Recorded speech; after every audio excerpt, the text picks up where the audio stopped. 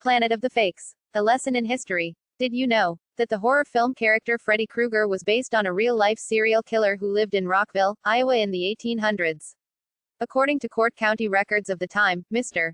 Kruger was known to have killed at least 20 children within a 3-mile radius of where he lived. He reportedly murdered most of the children using only a gardening claw.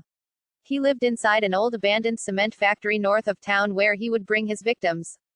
Having set up a small living space and torture area within the mechanical room of the facility. Oh yeah, back then, a mechanical room was also known as a boiler room. Mr. Kruger was eventually caught by his own recourse by accidentally starting a fire in a portion of the factory where he burned over 70% of his body.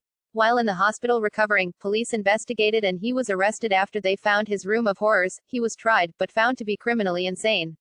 He spent the rest of his life in a psychiatric hospital before dying in his sleep at the old age of 72. But shortly after his death, a string of unexpected deaths weirdly occurred in Rockville involving young teenagers and children while they were sleeping in their beds. Before they died, a few parents said their children would wake up in the middle of the night from the night terrors to what they called a burned and scary old man with a claw was trying to kill them and refused to go back to sleep. We now know why.